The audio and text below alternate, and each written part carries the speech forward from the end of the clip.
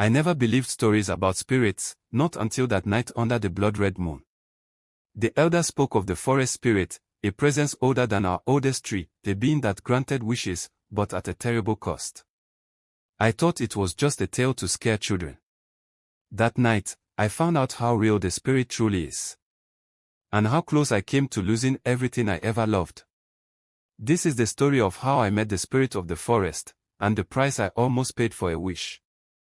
I grew up in the small village of Obari, where the red earth meets the whispering woods. We lived by seasons, by stories, and most of all, by respect for the unseen. My name is Kofi, a simple farmer by day and, like everyone else here, a storyteller by night. But nothing could have prepared me for what was about to unfold. The elders warned us never to go deep into the forest after sunset, for the forest spirit walks then, seeking souls brave enough, or foolish enough, to bargain with it. It began with famine. The rains failed. Crops wilted. And every hut in Obari trembled with hunger. One evening, desperate and tormented with worry for my little sister Oma, I heard the whispers, not of people, but of the wind weaving through the baobab trees. A voice that called my name over and over. Kofi, come deeper, come deeper. Before I knew it, I was stepping into the dark heart of the forest, where shadows danced and the air smelled of secrets. At the stroke of midnight, bathed in moonlight that shimmered like silver fire, I saw it, the forest spirit. Not a beast, not a ghost, but a figure cloaked in swirling mist, its eyes glowing like embers beneath a hood of vines and starlight. You seek a blessing, it whispered, its voice both thunderous and soft, like rain against dry earth. I nodded. My heart beat like distant drums. I want rain for Obari. A silence followed, heavy, living. The spirit reached out. And from its palm flowed visions, lush fields, laughing children, water rushing through our dry riverbed. But at the edge of that vision was something else, something dark. The spirit spoke again. I will give rain to your village, it said, but every blessing has its cost. I thought of Oma, of the withering fields, of every starving villager. Before I could ask the price, the spirit continued. On the night when rain falls, you will lose what you love most. I froze. My breath left me. What did it mean? Would it be my sister? My home? My very future? I didn't know. But I agreed. Thunder cracked like giant spears in the sky. Lightning danced across the horizon. Then, the first drop fell. Then another. Soon, rain poured as if the heavens themselves cried for Obari. We rejoiced. Danced. Sang.